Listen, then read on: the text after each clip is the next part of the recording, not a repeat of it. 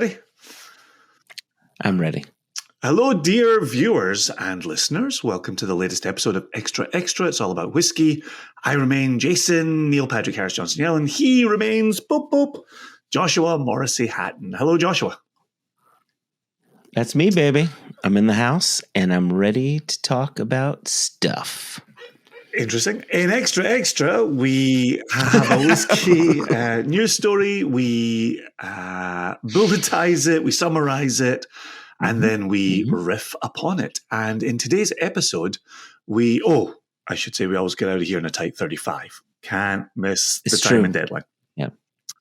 Got to speak truth. And so in today's episode, we actually received an email containing this article from Adam Rosenblatt. And Adam writes, J, and J. Thanks again for coming to Seattle and bringing the Padcost and a really super Westland experience double header. We selected a cask of Westland with the assistance of 20 nation members. That was excellent. Jess flew in from Glasgow to Seattle for the selection and for the live Padcost recording that followed. And that episode dropped last Wednesday, which would have been, if memory is correct, November 15. You like that, Joshua? I'm breaking out the calendar. I want to make sure that Category 3, subtract 12, November 15th. Yep. November 15. There you go. E equals MC whiskey. There you go. So, too many MCs, not enough mics, as the Fugees told us in the late 90s. So, Adam's email continues. A Canadian friend sent me this article, which features the statement, Rye Whisky in Canada doesn't need to contain any rye at all. Perhaps interesting to the nation, along with some riffing in a tight 35. So there's Adam even helping us get the time limits stated for our listeners and our viewers. And so cheers to Adam for sending that in. This has taken us over to, I don't know, how often do you read The Western Producer, Joshua? I have read them exactly one time. I have a feeling I know which article you read.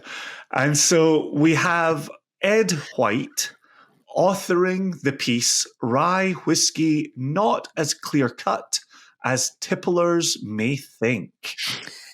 And when I first brought this to your attention from Adam bringing it to our inboxes, you had said, no, not that article.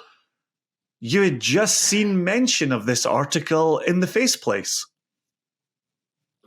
Yeah, our good friend Robin Robinson had posted in Facebook, if I read another, quote, spirits writer refer to alcohol as a tipple, I'm going to stick a butter knife in my ear. Which I think is what Van Gogh originally was going to do, but he was like, fuck it, I'm just going to cut this thing off.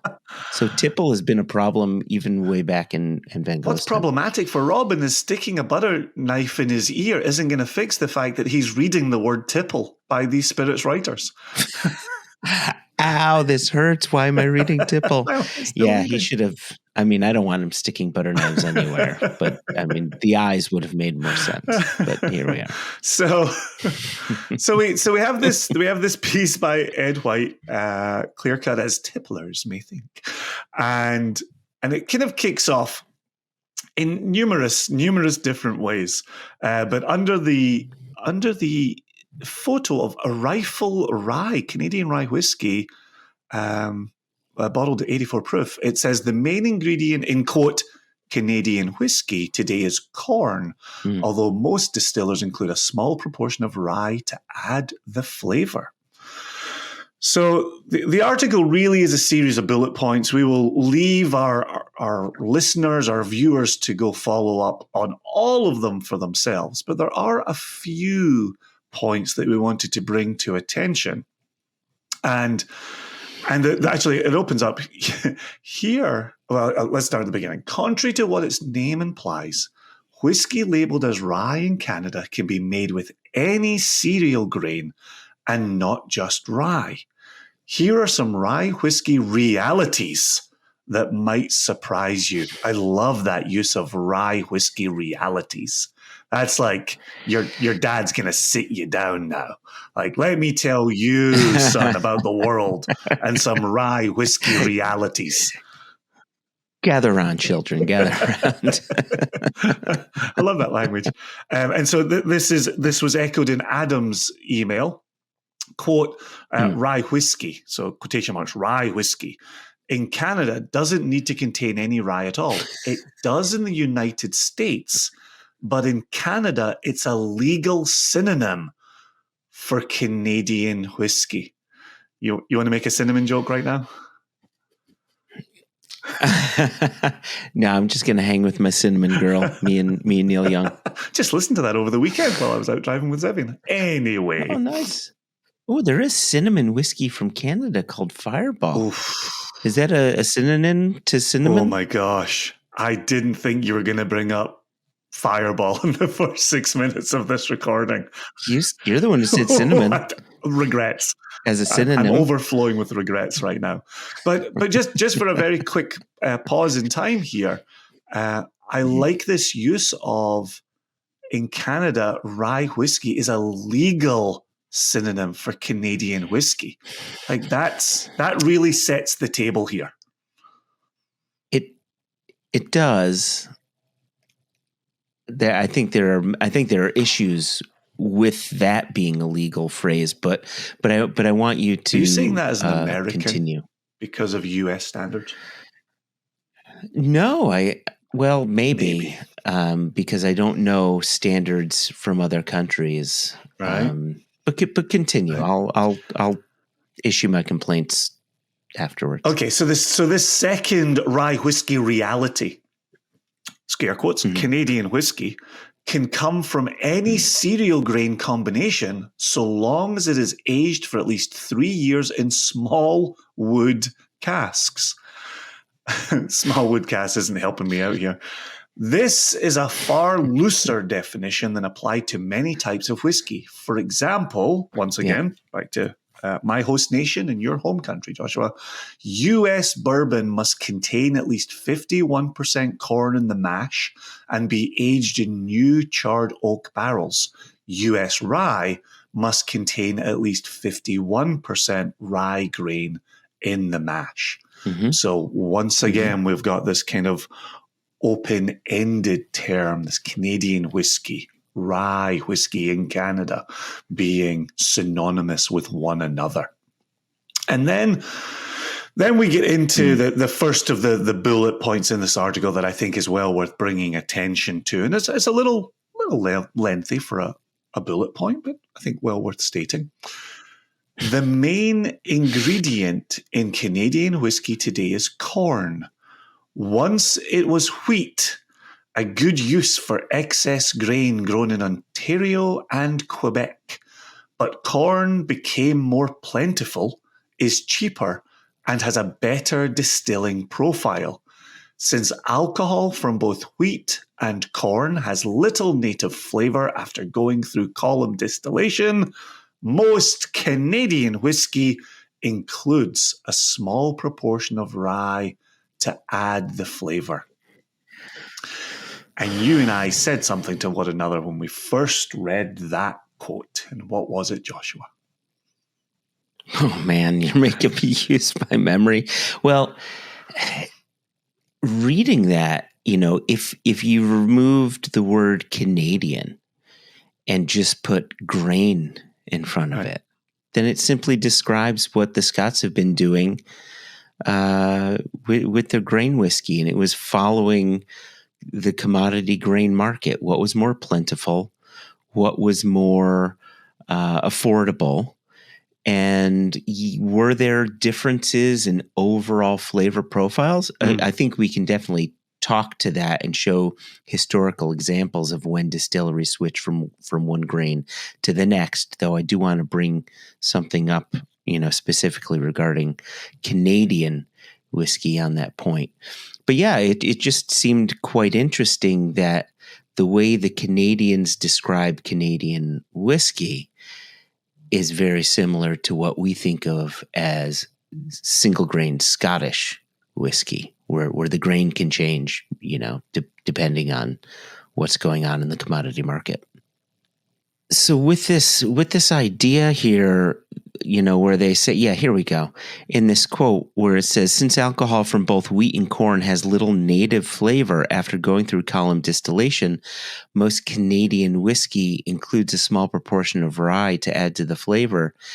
Now, I don't necessarily know the years attached to when Canadian producers switched from grain to grain, but I've got a bottle of Canadian Club up on my shelf that was distilled 1965, and that would have been rye.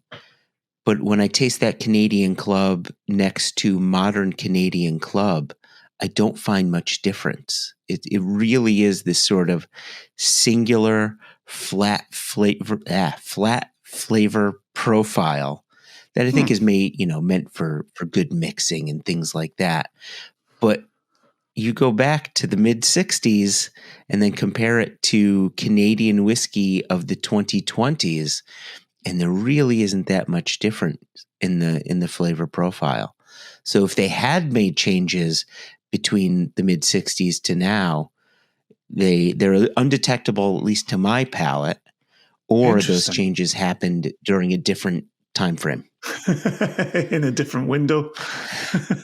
Yeah. I mean, but think of that window, though. I mean, it's a 60-year window. Just to be clear, when you're talking about flat, are you suggesting just kind of it's a singular hum? It doesn't have the spicy peaks of a rye. Is that what you mean by flat? Meaning that it's a bit of a one-trick pony. Mm-hmm. It's not, it's not complex. There aren't a ton of things going on. Does it taste great? Yeah, it's a fine little sipping whiskey if you don't want to put your mind to it, or if you just need a good mixer. Mm-hmm. But it's very straightforward spirit. Gotcha. And that's been consistent across 60 years, you say? Listen, I haven't tasted decade to decade, but I've tasted my fair share of the standard Canadian Club along the way from various friends' examples, and they all had that very similar, just one note thing going on. Gotcha. Okay. So we've established that what we're reading as Canadian whiskey and Canadian whiskey production really mirrors what we know about Scottish grain production, column distillation, substituting wheat or corn as necessary. What else do we want to go on to here? Rye grain was used in early Canadian and American whiskies because of customers' preference for a flavorful drink instead of the blander flavor of base alcohols, which is so interesting as you're talking about Canadian Club having this kind of like singular hum to it without many peaks or troughs or spicy spikes. Mm-hmm. These are hashtag Rye Whisky realities. I know there's another bullet that really got your interest, Joshua. I will hand the floor to you to present it and talk about it a little bit. Yeah, and then I do want to get back to this idea of rye whiskey nomenclature. Mm-hmm. But yeah, I appreciate you letting me do that. So it says in the article, some of the chemical compounds in rye grain that provide the wanted flavor are chemically related to those in peat, the biological substance underlying much of the distinctiveness of Scotch whiskey. And, whether it's you, me, or, the countless friends who are Scotch whiskey first and foremost when it comes to what they reach for, when they think of an American spirit or an alternate grain spirit, rye comes to the fore, right? There's, for me, I never made the connection to peat, but there seemed to be a much broader range of flavors, even in something as simple as like a 3-year-old MGP rye to, some older bottlings as well. It's just incredibly expressive. And it has those peaks and troughs that the article talks about, some of these Canadian whiskeys not having the peaks and troughs. Had you heard that bit about rye having a connection to peat previously? No, never. I would not have made that connection simply because the flavors don't align. I mean, there's an earthiness to rye. I mean, I guess, yeah, thank you. So I was just going to say that in earthiness, but quite often rye has an herbaceousness that comes to the fore, if not first, more noticeably so than that deeper earthiness that you get from peat. Yeah, I'm curious myself now in reading these commonalities in chemical compounds to actually find out more about them and see how deep those commonalities run. I also wonder if you might find some of the qualities appearing on a mass spectrometer that aren't necessarily appearing on your palate or in your olfactory system. Yeah, well, it's interesting with some of these chemical compounds, and I'm going to, I'll just get into this quickly, but I'll use a conversation I had with our friend Brian Davis of Lost Spirits. Years ago, he had this brand called Abomination. It was a single malt that was produced in a very unusual way. And some of the whiskeys I thought were really good, and provided remarkably new and different flavors. And then he released one that he was quite proud of that to me just tasted like straight up bile. It seemed too much. You can have a sour beer and it has that kind of subtle note. You're like, okay, but there's enough fruitiness to help get you past the bile note. In this case, it was just, for me, undrinkable.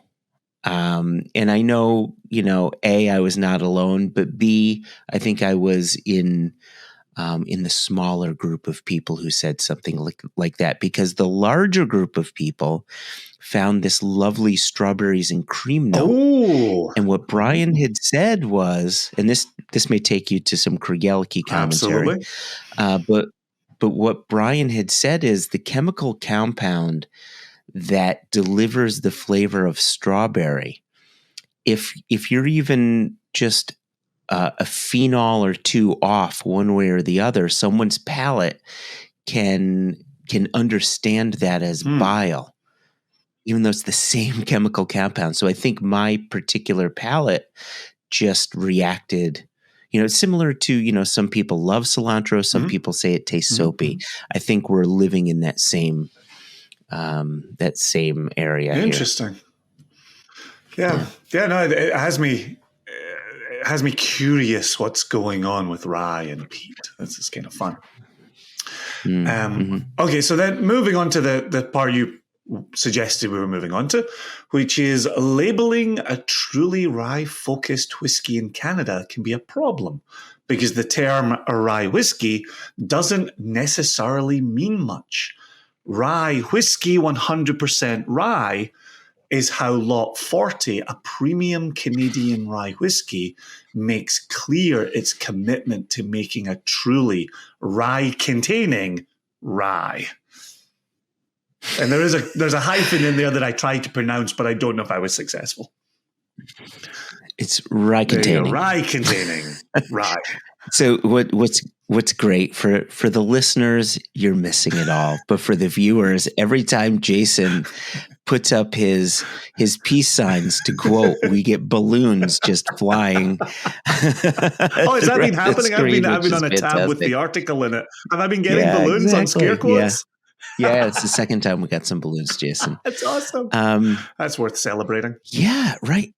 So I find it very interesting that in Canada, in Canada, our friends up there use rye whiskey, the term rye whiskey, even if it doesn't have any rye, which you would think, okay, if you use the more broader term whiskey, then that makes sense. It could be anything. But when you throw the specification of rye in front of whiskey and it can still not contain any rye, that's very confusing. But do you think that rye whiskey, the rye was doing the work of the word grain? Like you led with that in today's episode.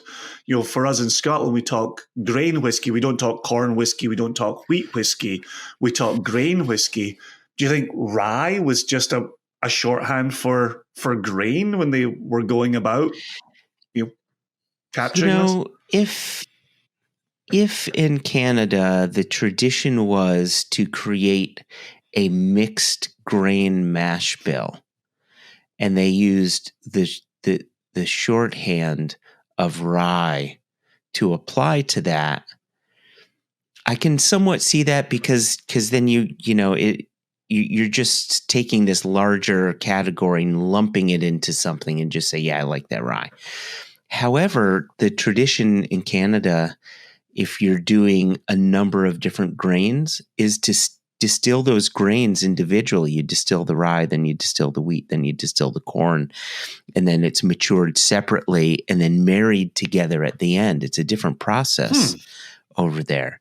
So if they were to produce a 100% corn whiskey and call it rye, then that could be it. I argue that it is confusing, at least to those outside of Canada and potentially to those within Canada as well. I wonder if they got the designation because the corn wasn't doing much heavy lifting and the wheat wasn't doing much heavy lifting in the final product, but the rye was. And I wonder if that's what was drawing attention to using the term rye whiskey for it. It's that one that's got the flavor profile. That's worth your attention. Right.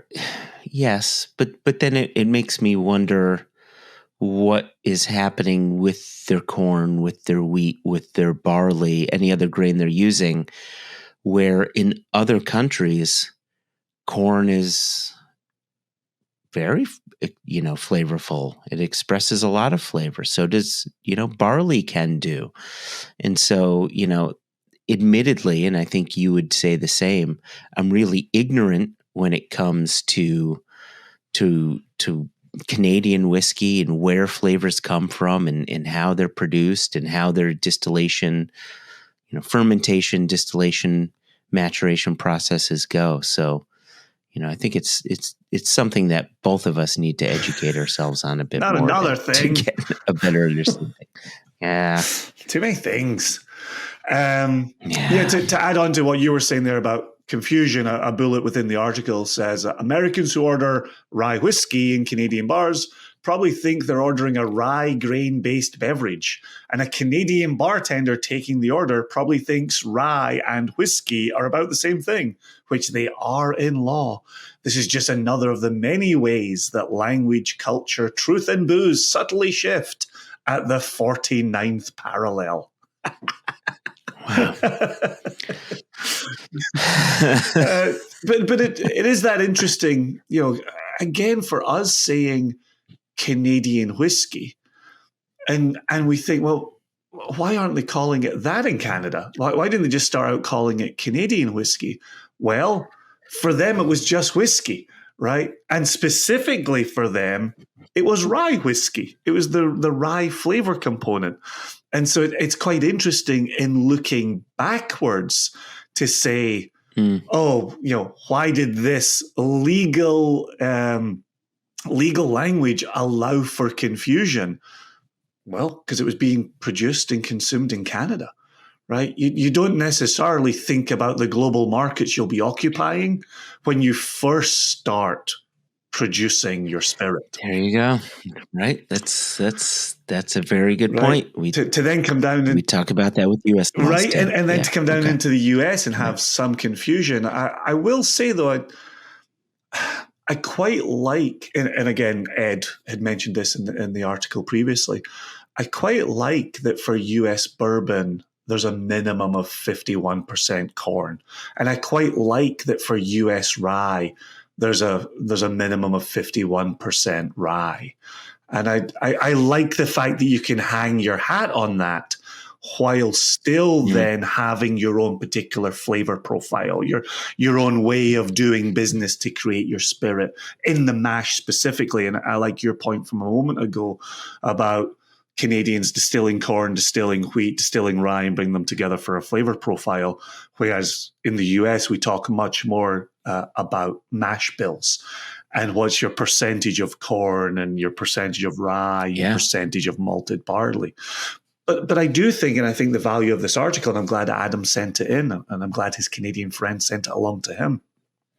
I like this idea that we can start to break down some potential confusion here and get a chance to say, look, and again, we've said this about blenders or producers with non-age statements, right? The Canadian distilling groups are not trying to pull the wool over your eyes by having Canadian whiskey and rye whiskey be synonymous. We're bringing one level of understanding to another country's practices. What we need to do is understand that country's practices to then better understand the nomenclature. You're not wrong. You're 100% not wrong. And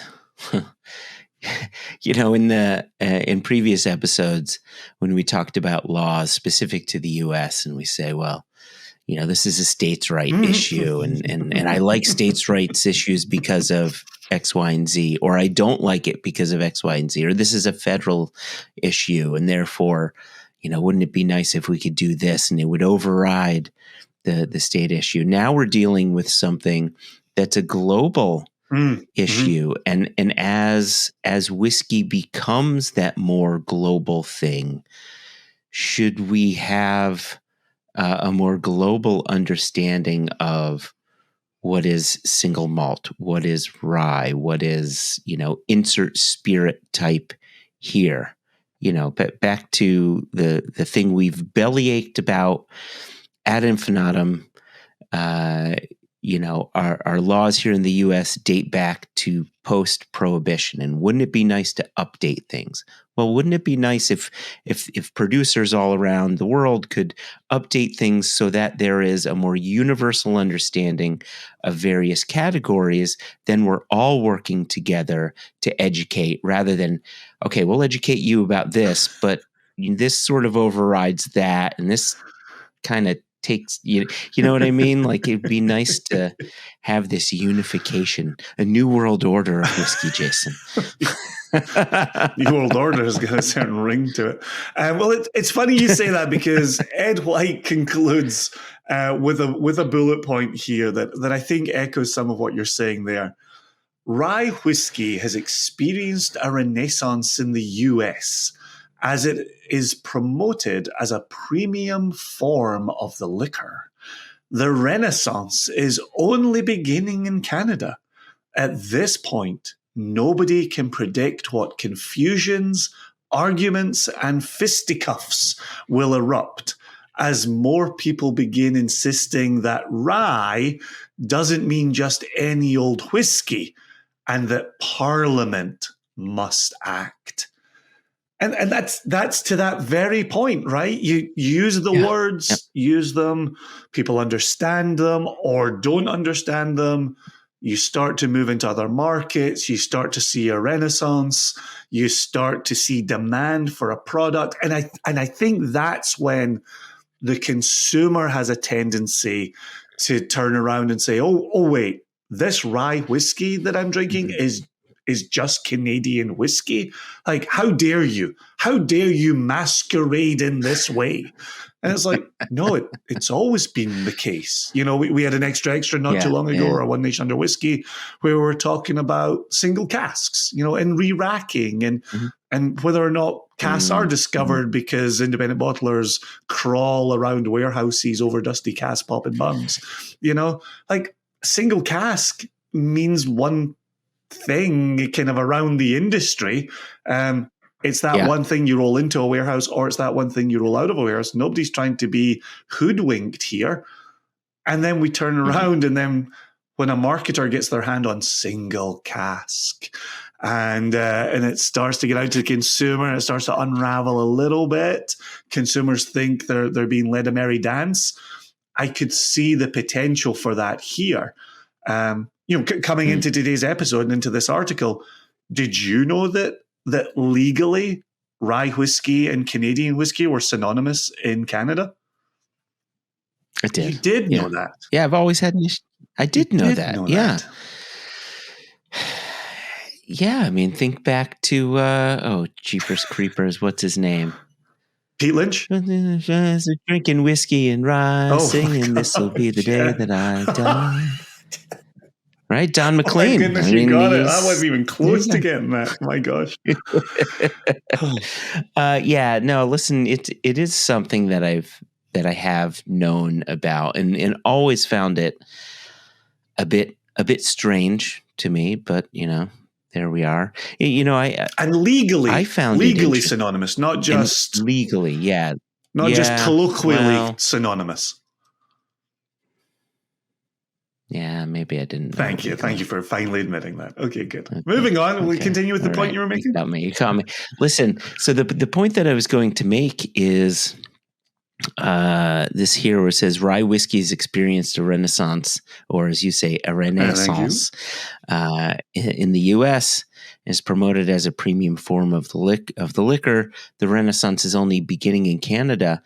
I think one of the interesting things regarding this increasing growth of rye whiskey within the U.S. is that Canadian rye whiskey has actually played a big part in the advancement of the category. Because if you look at brands like Whistle Pig, who launched their 10-year-old with 10-year-old Alberta rye, it had a very specific and expressive flavor profile, and it was a nice counterpoint to MGP, to Indiana rye. It's these two great flavor profiles that I think really sucked people into the category of rye whiskey when rye grain is being specified. Well, and actually on that very point, I've been sipping on the Uncle Nearest rye that hangs out beside my laptop. And on the front, it calls it straight rye whiskey. And with today's article, it had me turning to the back label. And it does say, this was a lofty experiment that worked. The results of this 100% rye mash bill.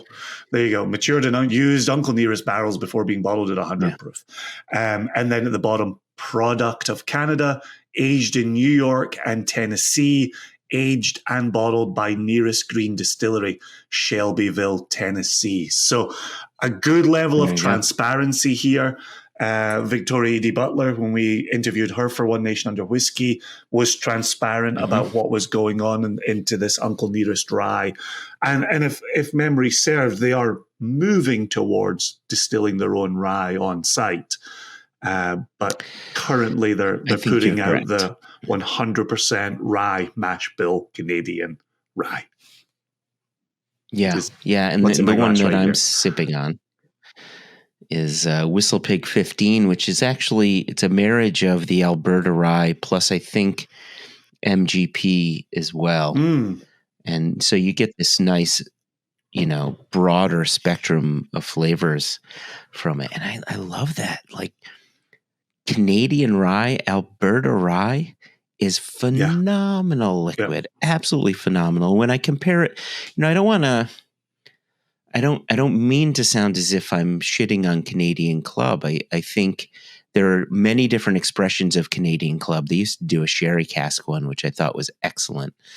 But it was a very different type of spirit that I think was meant for mixing.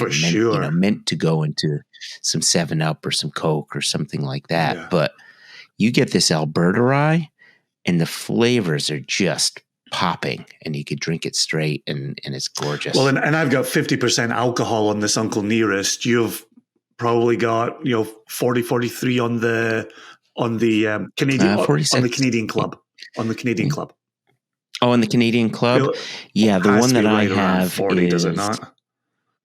Yeah, I think that it's at 40. It's definitely not any higher than 43, but I think it's at 40. But then 46% in that 15-year-old that you've got there. Correct. Correct. Yeah, I think that little extra oomph from the alcohol always helps rye whiskey as well. I think it helps with the texture of it. I think it helps it carry some of those flavors.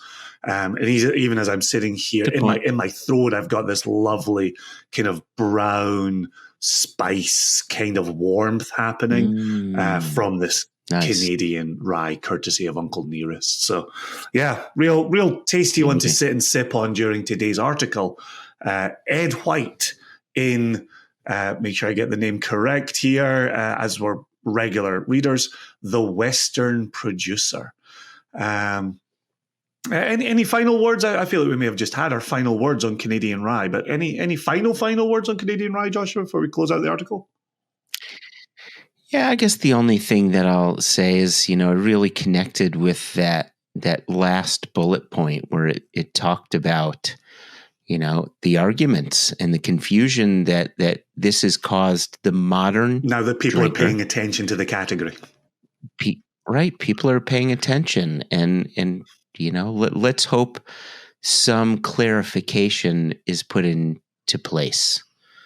And not just for Canadian drinkers, but, I think it's important that Canadian producers have solid export markets and can lift the category of Canadian spirits. And I think, clearer definitions of their various spirits will only help the category. Yeah, no, I think that's a pretty consistent conclusion that you and I draw is clarity aids communication. So. Okay, if you would like to be like Adam Rosenblatt and send in a story, he had sent his email to info@singlecastnation.com. You can use that. You can also use questions at onenationunderwhiskey.com. No E in whiskey. You can comment below. If you're going to take the time to comment below, you should also smash that subscribe button. And TTB. I quite like it. I like the idea of that being a triple TB, right? And then tickle that bell. And then tickle that bell. So triple TB, T, TTB. So keep it going. There you go. That's us. That's Adam. That's Ed White. That's Joshua. That's Jason. That's the email addresses. That's Uncle Nearest. That's Whistle Pig. This is Extra Extra. And as we always get out of here, peace. Peace. The balloons of peace have been released, Joshua. There they go again.